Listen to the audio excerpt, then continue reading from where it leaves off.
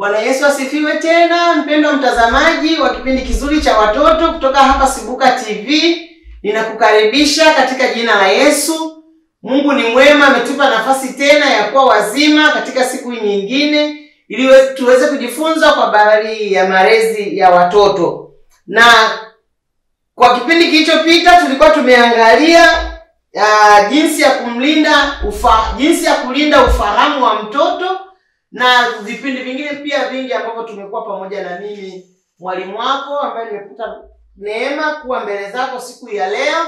Na majina yangu naitwa Mwalimu Stella Mwakingili, nikitokea Morogoro Chamwino EAGT kwa mchungaji Peter Dennis. Na unaweza kawa pia na maswali au maoni, unaweza ukanitumia kwa namba ya simu ya 0752376173, lakini pia inapita kwenye runinga yako hapo. Asante sana kwa kuchagua kipindi chetu hiki kizuri. Mungu akubariki kwa wewe ambao umekuwa mfuatiliaji mzuri wa masomo haya ya malezi ya watoto. Kwa kweli kwa nyakati hizi tulizonazo, tunamwomba Roho Mtakatifu kila wakati atusaidie kuendelea kujifunza kwa habari ya malezi ya watoto. Maana watoto ni hazina kubwa sana mbele za Mungu. Na jamii yoyote isiyojali watoto haijali nchi yake yenyewe au jamii yake yenyewe. Kwa hiyo kama kuna nchi ambayo haijali watoto, ujue hiyo nchi imeshakufa. Kama kuna kanisa ambalo haliwezi kujali watoto, ujue hiyo kanisa limeshafilisika.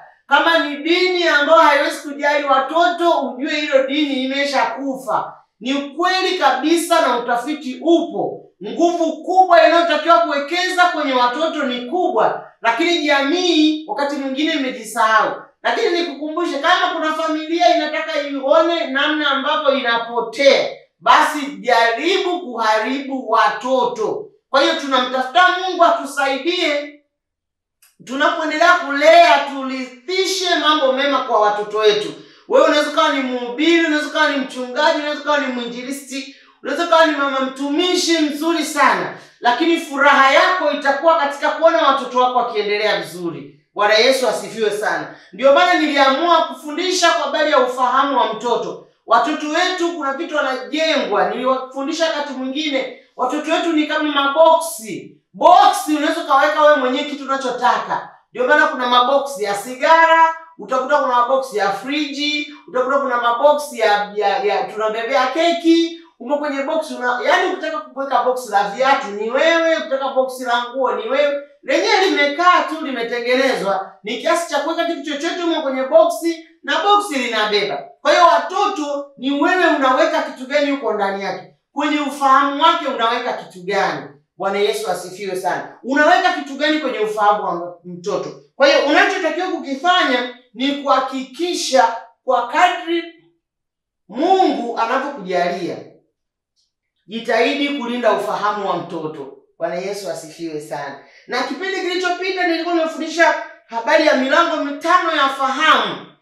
Macho anayoweza kutumia kuona asione kila kitu, vile vya msingi ndivyo avione. Lakini pia ngozi anapoguswa. Nimeongea mambo mengi sana habari ya kusikia, habari ya kuonja, habari ya kunusa. Lakini pia nikasema hiyo ni milango ya fahamu ambayo mtoto anaweza kaitumia. Lakini pia nikasema pia mlinde mwanao asisikilize chochote, asionje, asionjwe. Mlinde mwanao asinuse. Kuta tunafika tumani pua ziko juu. Ni tabia mbaya. Kila saa kipita kama kuna pilau, yaani unajua hiyo. Nimesema nyuma hicho kitu huwa kuna kitu. Aidha huyo mtoto ajifundishwa kujizuia, au mtu anatamaa ndani. Kwa hiyo anataka kuingiza vitu visivyokuwa na mfahamu. Hiyo ni tabia kawaida. Lakini pia kutafuta vitu vya namna hiyo anaweza kujifunza pia vitu vibaya. Lakini nilisema pia mlinde mwanao na uzururaji. Anaweza akakutana na makundi mabaya huko usikokujua, lakini unaweza kuwawekea ratiba ili kuwazuia na uzururaji. Hawahi kuamka, akiondoka aage, akiondoka arudi mapema. Waambie ni saa ngapi mwisho kurudi nyumbani. Wazururaji wengi huwa ni wavivu. Ukioneshaona mtoto wako kila saa anazurura, ni kavivu. Wazururaji wengi ni wambea. Anatoka nyumba hii, anabeba hili, akifika anakwambia unajua imesema pale kwenye Zaburi 1 mstari wa 1, ni wambea, hatulii, anakaa barazani kwa wenye mizaha, yupo tu kuangalia tu vichekesho visivyoeleweka, yupo tu kutaniana, ni hao wazuruaji wa kubeti. Kanafeli hadi shule, lakini kubeti kanajua kila aina mtandao unaobetisha. Wao watoto ni wazururaji. Mlinde sana mwanao. Mlinde, angalia kwenye simu yake kuna nini, si tumewanunulia simu. Mlinde mwanao na maneno ya kinywa chako. Ndiyo pointi ambayo nilikuwa nimemalizia. Mlinde mwanao na maneno ya kinywa chako. Nilisoma maandiko mengi, Mithali 6, mstari wa 2. Lakini tuliangalia na tulimwomba Mungu tuwe na maneno mema kama Yoshua alivyosema kwamba mimi na nyumba yangu tutamtumikia Bwana. Yaani haijalishi, lakini mimi ninachojua, mimi na nyumba yangu tutamtumikia Bwana. Usiwaite watoto wako majina mabaya. Maana mauti na uzima huo katika uweza wa ulimi. Ukisema nakufa mimi kabisa, unakufa kweli. Ukisema nitaishi, sitakufa nitaishi, utaishi kweli. Maana tumetegwa kwa maneno ya vinywa vyetu. Ndivyo ninavyosema Mithali 6 mstari wa 2. Lakini Zaburi 109 mstari wa 17, anasema naye alipenda kulani nako kukampata. Jifunze kubariki, jifunze kufurahia furaha za watoto wa wenzako, ili na wewe pia uweze kufurahishwa kwa habari ya watoto wako. Lakini siku ya leo nataka tuangalie kwanza kulinda moyo wa mtoto. Linda moyo wa mtoto. Bwana Yesu asifiwe sana.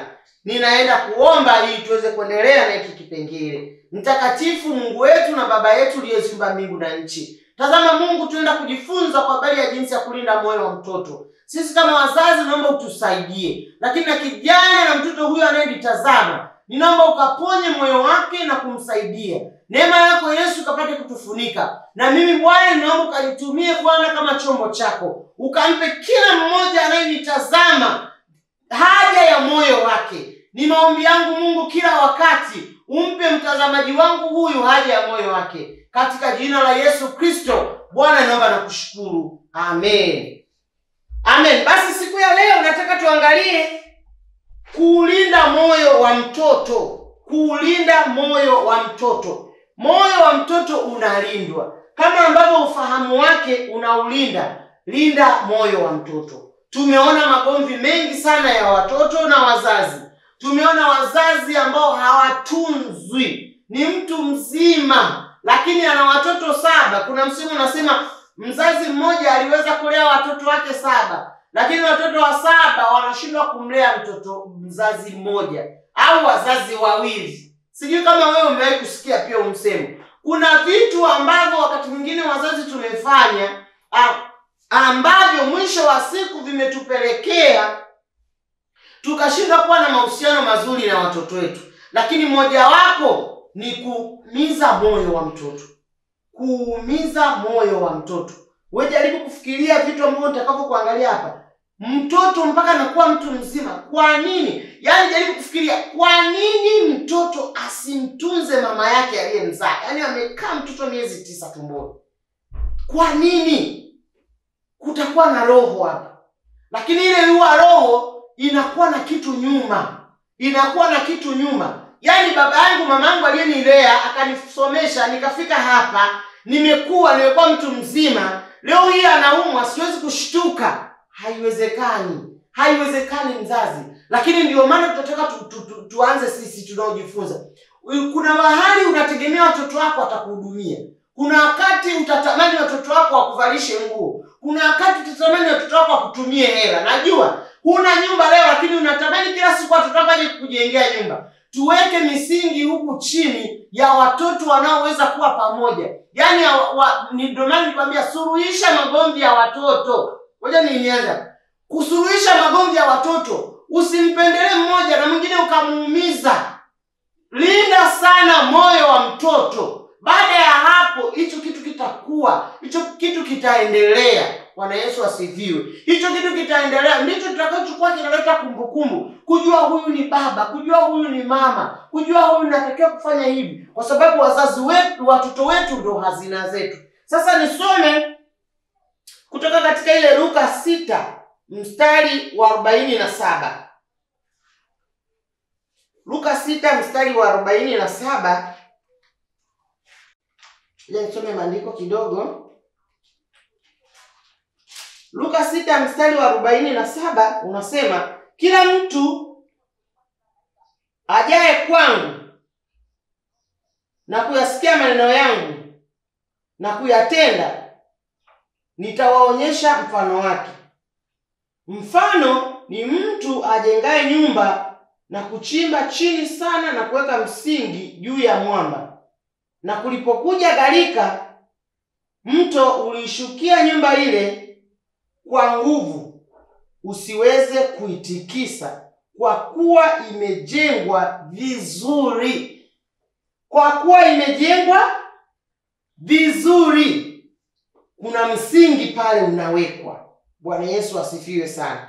Kuna kamsingi pale kamewekwa.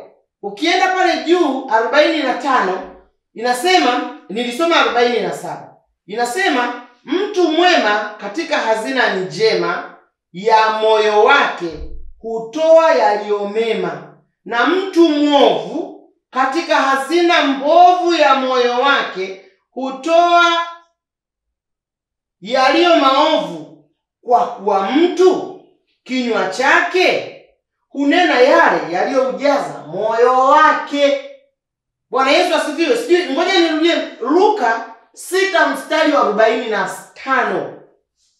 Biblia inasema, mtu mwema katika hazina njema ya moyo wake hutoa yaliyo mema, na mtu mwovu katika hazina mbovu ya moyo wake hutoa yaliyo maovu, kwa kuwa mtu kinywa chake hunena yale yaliyojaza moyo wake. Ndio maana pale juu ilisema, mlinde mtoto wako na maneno ya kinywa chako.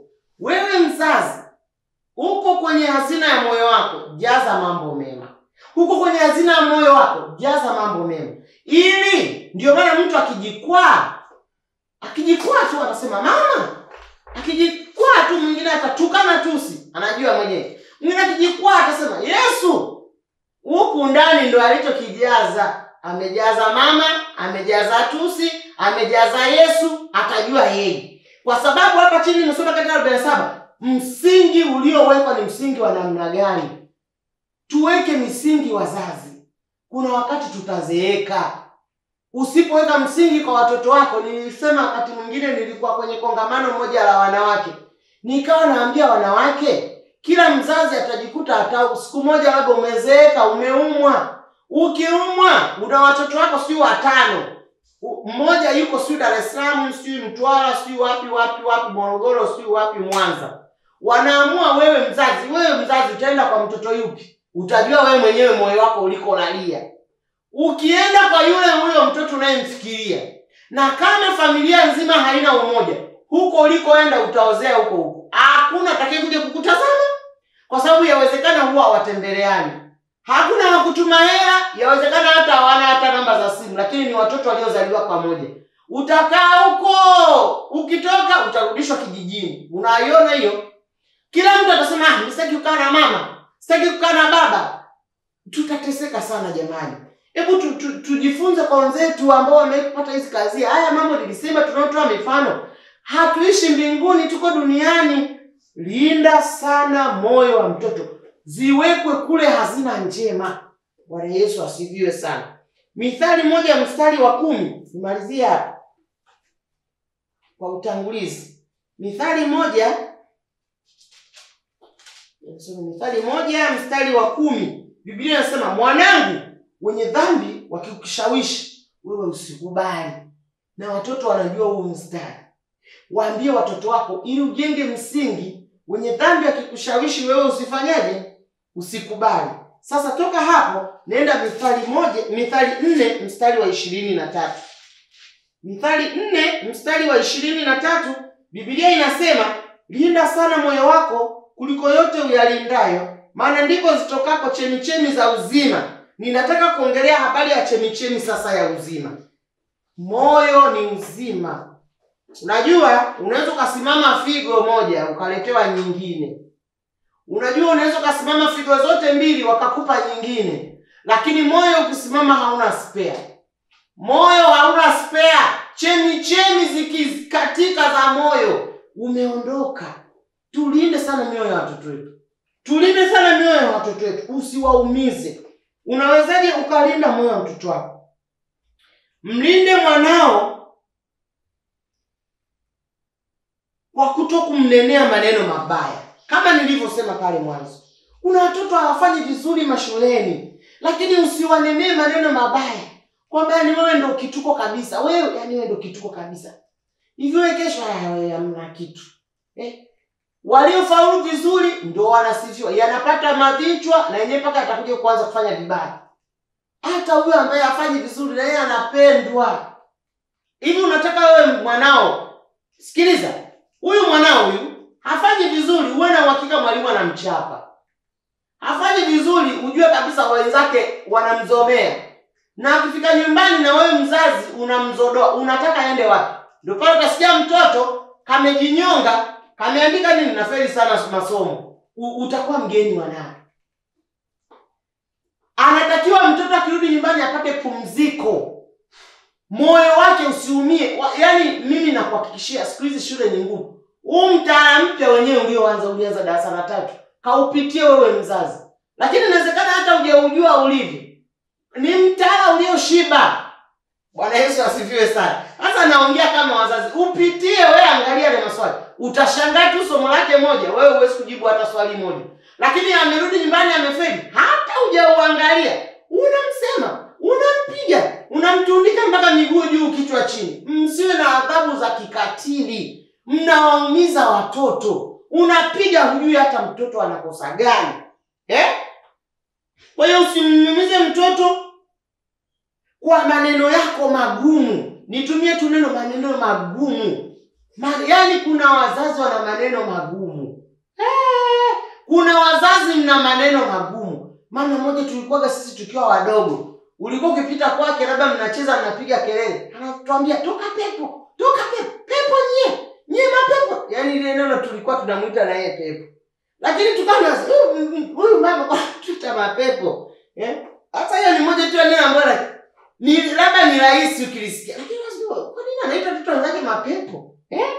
Kwa kuna maneno magumu wazazi mnaweza mkaongea. Unajua nikiwa nafundisha habari za wazazi kama msiongee maneno magumu. Nataka wewe mzazi unayenitazama, ni maneno mangapi unaokumbuka magumu uliwahi kuambiwa? Yaani unasemewa neno unashiba mpaka njaa haikuumi. Yaani unaacha hata kwenda kula. Mzazi anashusha neno. Linda moyo wa mtoto wako. Usimuumize kwa kutompa mahitaji ya msingi. Nimekutana na watoto wakati mwingine mnapita kwenye makongamano mbalimbali ya watoto. Nizunguka mikoa, nimekutana na Easter Conference mani. Unakutana na mtoto hana mahitaji ya msingi. Labda yuko sekondari. Yuko sekondari hana mahitaji ya msingi. Unamuuliza, "Kwa nini uko hivi?" Anasema hivi, "Mama ameniambia nikajiongeze." Akajiongeze nini? Na maneno haya magumu yanatoka kwa wazazi ambao ni mzazi mmoja. Hasa wa mama. Wanawake wanaolea watoto wana maneno magumu. Anamwambia wewe, "Unajua mimi nilikupataje? Na wewe kafanya hivyo upate hela." Yaani ukisikia hivi mpaka unaogopa. Lakini haya maneno ni magumu. Hata kama huyo mtoto ulitelekezwa naye, msaidie kuponya moyo wake aje kukutunza. Siumie kama wewe ulivyoumia. Bwana Yesu asifiwe. Unataka mtoto wa kike akajiongeze. Yuko form 4 anataka daftari, counter book, akajiongeze na nani? Akajiongeze wapi? Mnawaambia amekalia hazina. Watoto maneno magumu hayo. Amekalia hazina, akajiuze. Si ndio namwambia? Mama mmoja alimwambia kabisa mtoto wake live. Na bibi yake ile niliongea naye. Anasema binti yake anamwambia mtoto wake, "Mkajiuze na nyie mpate hela." Yaani neno la mzazi linashuka kama mbuyu umekuangukia. Unakuwa mzima, unaumiza moyo. Jeraha linatokea ndani ya moyo. Bwana Yesu asifiwe sana. And sijui kama unanielewa ninachokuwa ninakiongea. Kwa nini mwambie mtoto wako? Hivyo mtoto kwani ulimuokota? Si ni wako mwenyewe? Una future naye? Una jambo lote jema naye? Kama kama unategemea chochote kutoka kwa mtoto, jamani, tuachane na maumivu yetu. Nitaongea sio muda mrefu. Wewe ulioumizwa na ulimpataje huyo mtoto hayamuhusu. Ulijifungwaje mtoto hayamuhusu. Wewe baba mtu au watoto ulitelekezewa na mama fulani uliyempa mimba akakuletea mtoto akambwaga hapo akaondoka. Wewe uliyebwagiwa, hayamuhusu huyo mtoto. Haleluya, hayamuhusu. Tumeumiza watoto, tumekuwa na kizazi chenye kisasi. Tumekuwa na watoto wenye visasi. Linda sana moyo wa mtoto wako. Njia nyingine, wale watoto wanaofikia balehe, nataka nikukumbushe. Nilikuambia wale watoto wanaofikia balehe hawatakiwi kudhalilishwa mbele za watu. Yaani akishafikia ule umri, anajiona mtu mzima mwenzio, lakini wakati huo ni mtoto. Kwa hiyo Mungu akupe hekima sana jinsi ya kukaa naye. Ukimdhalilisha yule mtoto, itafika mahali haelewi aende kwa nani. Ataenda kwa yeyote atakayemuona amemkubali. Wakubali wale watoto. Wale watoto ni wasumbufu. Watoto wa sekondari, form 1 mpaka form 6, ngoja nikwambie hivi. Wale watoto ni wasumbufu. Wanahitaji upendo, wanahitaji kukaripiwa. Yaani vyote unafanya wewe. Huku unakuwa kama mzazi, huku unatakiwa ukae kama rafiki, huku unatakiwa ukae kama fulani. Kwa hiyo usitaki kumdhalilisha. Ukimdhalilisha tu, mtoto anayeelekea kwenye balehe anapoteza kujiamini, hasa watoto wa kiume. Ndio maana utakuta kwenye ndoa kuna wanaume, yaani haumuelewi, sio ni mwanaume, sio ni nani, lakini yupo hapo akikumbuka tu alishaumizwa. Yaani eti tunataka tufanye mke wake sawa tu. Tutafute kitu fulani, wewe kafanye tu. Kwanza kwao kwenye hawajawahi kumwamini. Nyumbani kwao kwenye walikuwa wanajiwaga tu hawezi kufanya kitu chochote. Sasa kama hautamwamini mwanao hapo nyumbani, hata kwenye maisha mengine atakuwa ni mtu ambaye hawezi kujiamini, hawezi kusimama mbele za watu, hawezi kutoa hoja, hawezi kufanyaje. Ndio maana wakati ule nilikwambia watoto wa kiume waleeni kwa wanaume. Mwanaume tunamtegemea akisimama mbele za watu atoe hoja. Kabisa, atoe hoja na vitu vya msingi, sio na matamata tu huyu mwanaume. Angalau tutaona anaona aibu. Unamsimamisha mbele za watu mtoto wa kiume na yeye anaona aibu kuongea. Hapana. Ili asione aibu, anaandaliwa nyumbani. Angalau binti tunaweza tukaiona hiyo aibu akisimama mbele za watu. Kwa hiyo hii inatokana na udhalilishaji katika familia. Wanafanywa vitu vibaya. Wametengenezewa maumivu ya moyo. Wana stresi, wana msongo wa mawazo, wamekosa afya ya akili. Sasa wewe saizi kila mtu anaambiwa saizi kila mtu hana afya ya akili. Hana afya ya akili, wamama afya ya akili kidogo, wababa afya ya akili kidogo. Hasa itokee mtoto hana afya ya akili. Akifika utu uzima kama sisi, si ndio atakuwa amevurugwa kabisa, amekuwa chizi. Kwa hiyo tujitahidi kuwasaidia watoto wetu wawe na afya ya mtoto akili. Ngoja nikuonyeshe kwa nini ninasema ulinde moyo wa mtoto wako. Kuna namna tulivyolelewa kunaweza kukaumiza moyo wa mtoto. Lazima katika ile moja inaelezea namna ambavyo wale wadudu wanne, tunutu, madu, nzige na parare wameharibu malezi ya watoto. Nilishafundisha kati fulani na nimekuahidi nitafundisha tena tunda la Roho katika malezi ya watoto. Hasa wale watoto ambao wameumizwa, waliokosa upendo, waliolelewa kikatili, waliolelewa kwa manyanyaso, waliolelewa kwa matusi, watoto hawa wameumizwa mioyo. Mpaka wanaolewa, mpaka anaoa anakumbuka matukio kibao aliyoumizwa. Moja katika malezi, watoto waliokataliwa na wazazi wao wa kiume au alikataa mimba. Kijana aliyekataa mimba, mtoto anayekuja kuzaliwa Hawa watoto huzaliwa na kisasi na maumivu makali. Anayeweza kumponya mtoto huyu ambaye mimba yake ilikataliwa ni mama yake mzazi au mlezi wake wakati atakapokuwa mtoto. Ninarudia tena. Mzazi ulioikataa mimba, ukasema huyo sio mtoto wangu, huyu mtoto akizaliwa, anayeweza kuponya moyo wa huyu mtoto huwa ni mama yake tu au mlezi wake. Wewe baba uliyekataa mimba, huwezi kujikomba akakuelewa.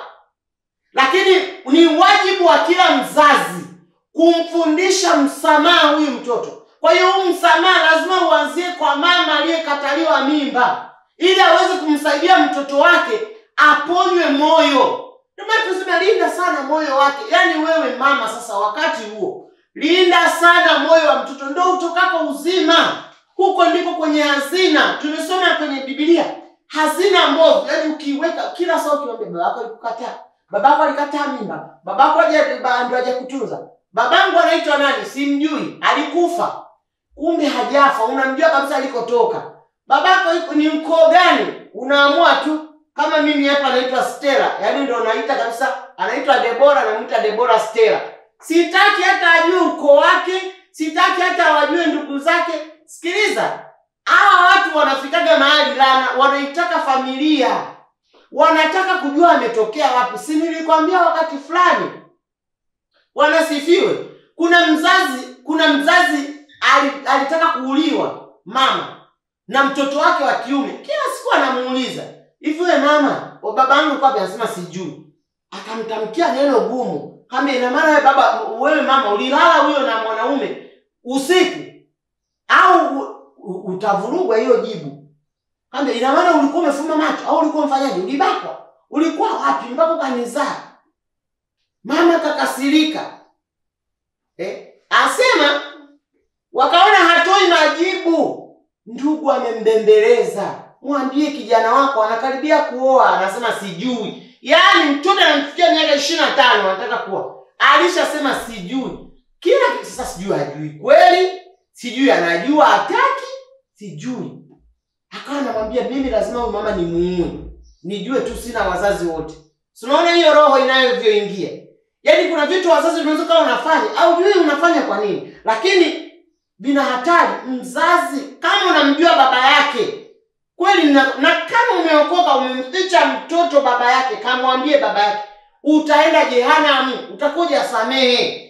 Si ulifanya huko zambini ukafanya uzinzi ukapata mtoto, ilikuwa zambani huko. Yesu mbona wewe amekusamehe? Samehe, waambie na watoto baba yao ni nani. Bwana Yesu asifiwe sana. Kwa hiyo watoto waliokataliwa na wazazi wao, mzazi wewe msaidie mtoto aweze kuponywa moyo. Msaidie mtoto wako aponywe moyo. Bwana Yesu asifiwe. Usipandikize roho ya chuki moyoni kuhusu baba yake. Hii utakuwa unafanya kwa ajili ya faida ya mwanao sana, na kwa ajili ya faida yako wewe mwenyewe. Usimfiche mtoto baba yake au kumwambia alikufa kumbe yupo hai. Hilo tu, akija kujua kuwa hajafa yuko hai, hata kaa kulisahau wala kutamani kukusamehe. Lakini fanya hivyo kwa ajili ya hatima yako na kwa ajili ya hatima ya mwanao. Lazima usamehe. Unapokuwa umesamehe, unamfanya na mtoto wako anaachilia moyoni. Bwana Yesu asifiwe sana. Nimesema maumivu ya moyo. Tunazungumzia kulinda moyo wa mtoto, maana ndiko zitakako chemchemi la uzima. Lakini mtu katika hazina njema hutoa mambo mema, na mtu katika hazina mbovu hutoa mambo mabovu.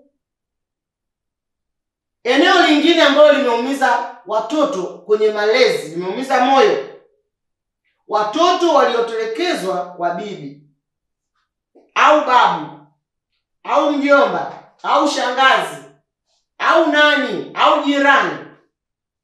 wanaweza kuwa ni wazazi wote wawili ama mmoja, hasa mama. Inawezekana kuwa mama anataka kuolewa tena na mume mpya hataki watoto. Anakuuliza, ndio, mbona tunakubaliana utaolewa na mtoto au bila mtoto? Mama anakaa chini anawaza. Anambia, kama utakuja na mtoto sikuoi. Anaamua kumchukua mtoto anampeleka kijijini. Akimpeleka kule kijijini anakaa na bibi yake. Kwa hiyo anakuwa anajua kabisa mamangu yupo, baba hamjui.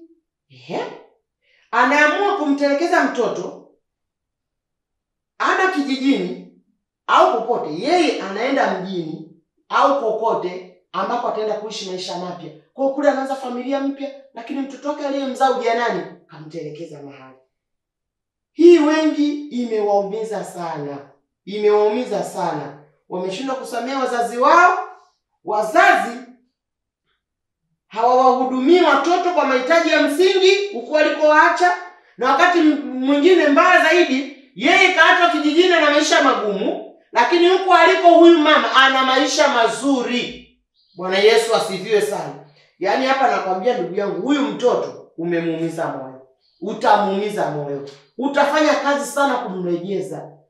Yaani unaweza kukaa baadaye, hata kama huko taenda, labda hautajaliwa mtoto. Ukirudi kumtafuta huyu mtoto, utakuta hajakukubali tena. Ndio maana nisema watoto wenu mkiweza kaa nao wenyewe. Anachokijua bibi yake ndo aliyemlea. Basi.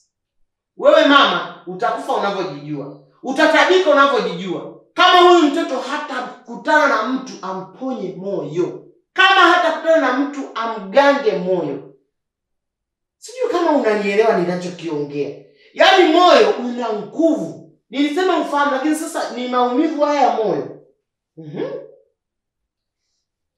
Mtoto mwingine ambaye unaweza ukamuumiza ni watoto wanaojua mliwazaa kwa bahati mbaya, ama hamkutaka kwa sababu ya jinsia yake. Yaani una watoto watatu, unataka kuzaa mwingine, unasema tu watoto wa kiume wote, au watoto wa kiume wote ni watatu wote wa kiume. Kwa hiyo ule mtoto wa 4 mnamsubiria hao wa kiume au wa kike. Sasa anapozaliwa tu pale anatoka, mnagundua ni wa kike. Kila mtu anafanya mnagundua ni wa kiume, kila mtu Kwa hiyo hamjamkubali tangu anapozaliwa. Wanaonekana ni watoto waliozaliwa kwa bahati mbaya. Ni watoto ambao hawakutarajiwa. Lakini mwingine anakuja kuzaa, alishasahau mzazi anasema, mimba ameingia bahati mbaya. Huyu mbona alikuwa tu bahati mbaya? Hivi akishajijua yeye alikuwa wa bahati mbaya, na mlishamwambia alizaliwa kwa bahati mbaya, itamuumiza moyo. Unaweza kukaa hizi jamii, kwa nini zina mambo mengi? Kwa nini vitu ni vingi sana? Kumbe kuna wakati tulikosea mahali. Anajiita mtu wa bahati mbaya. Anatembea akijua yeye wa bahati mbaya. Anajiona yeye ni mtu ambaye hakutakiwa huku duniani. Kwa mtoto akijua inamuumiza, inamletea uchungu, inakaa mpaka ukubwani. Roho ya kukataliwa inamsumbua. Roho ya kukataliwa inaanza kusumbua tangu akiwa mtoto. Hawakumfurahia wazazi. Kila wakati mtoto akizaliwa tu, wow, jamani, asante Yesu. Yeye anazaliwa anafanya jamani, akukubaliwa. Hata kama wengine hawakukufurahia kuzaliwa kwako, lakini wewe lazima ujifurahie kama nimezaliwa kwa kusudi la Mungu. Kama upo unanitazama ambao yaani ulizaliwa kwanza bahati mbaya. Mimba yenyewe iliingia bahati mbaya. Baba mwenyewe alikukataa bahati mbaya. Lakini wewe, mbona wenzako wamekufa, wewe uko hai? Jichukulie kwamba wewe ni mtu wa thamani katika hii dunia. Bwana Yesu asifiwe sana. Watoto wengine ambao wameumizwa, na ninatamani mzazi ulinde moyo wake kwa namna yote hii. Kwa hiyo huyu mtoto ambaye unafikiria alizaliwa bahati mbaya, baadaye lazima uje kumjenga. Linda mtoto wako, moyo wake.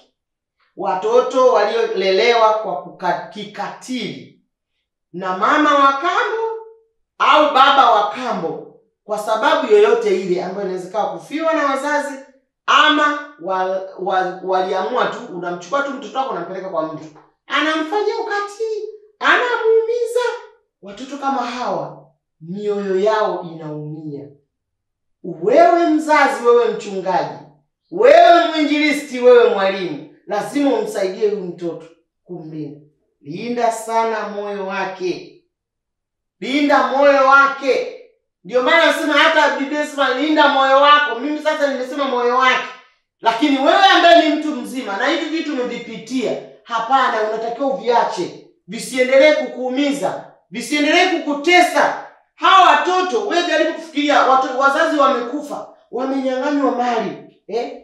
Watoto wanaweza kuwa na uchungu moyoni. Usipoamua kusamehe hadi utakuwa mtu mzima, lakini huwezi kuachilia, kwa sababu waliokuumiza wote wapo, unawaona, unakutana nao, wamezulumu nyumba ya baba yako, unaiona ile pale, lakini umeolewa, wewe mwenyewe una uchungu, utaanza kuhadisia na watoto wako, na watoto wako watakuwa na uchungu na wao. Ndio maana mimi huwa ninasema siku zote, msiwashirikishe magumu watoto wenu. Mlinde mwanao na magomvi ya kwenu. Yani nimalizie hapa. Watu wengine walioumizwa ni watoto yatima. Watoto yatima waliokosa ndugu wa kuwatunza na kuishi mitaani kwa sababu yoyote na kunyang'anya mali zao. Watu wanaumizwa na mengi. Watoto wa mtaani ni wengi, wana ndugu na jamaa. Hakuna mtoto aliyezaliwa mtaani. Wana ndugu na jamaa. Wapo waliopenda kukaa huko kwa sababu mbalimbali, ila wengi ni kwa sababu ya changamoto ya malezi ya familia. Bwana Yesu asifiwe sana. Tumepita mitaani, si mimi huwa naambia, mimi napitaga nakuta watoto mtaani. Unajaribu kuongea na wewe, mbona uko hapo? Mbona umevaa vibaya? Mbona upo hivi? Atasema tu, napenda kwenda nyumbani lakini siendi. Kwa nini? Hasemi kuna kitu ameumizwa. Mungu atusaidie sana jamii. Hawa watoto wetu, Mungu atusaidie. Anyway, kama unaweza kulea watoto wako ukikutana nao mtaani huko, ongea nao tu maneno mazuri. Wengine hawajawahi kusikia maneno mazuri. Yaani hawajawahi kusikia uzuri. Kila saa hata kikatisha tu mahali, huyu anataka panya road huyo. Panya road. Panya road, what is panya road? Ni watoto hao. Bwana Yesu asifiwe. Unafikiri watoto wakiharibika unaharibika pia? Panya road watakuibia na wewe.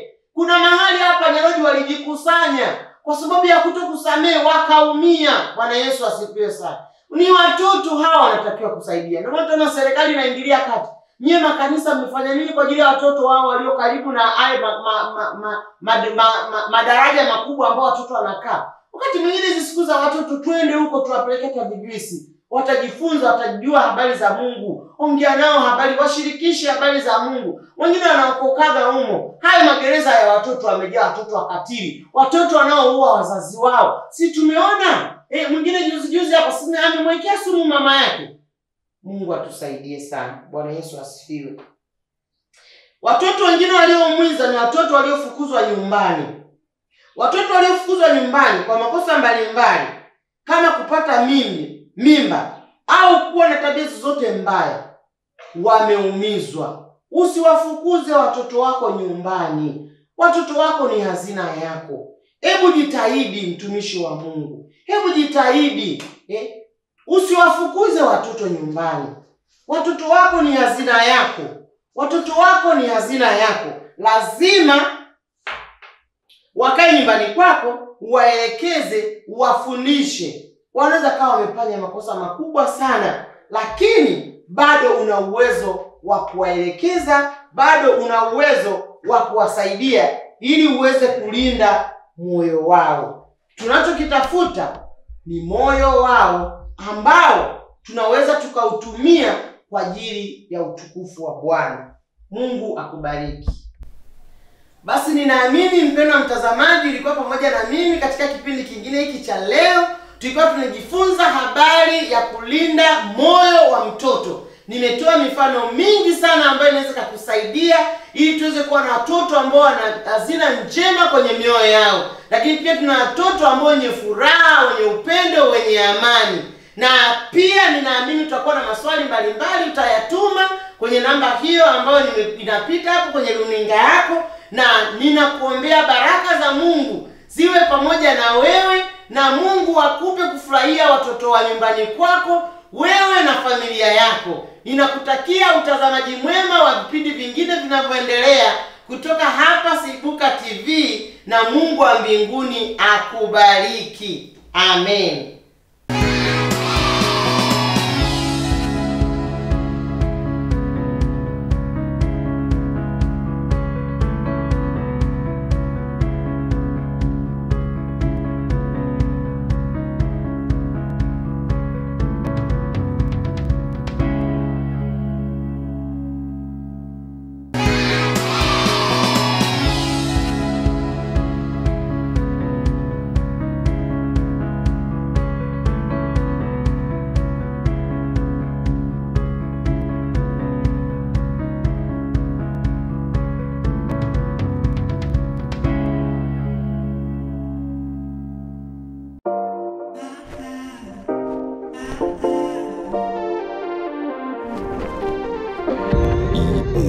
GT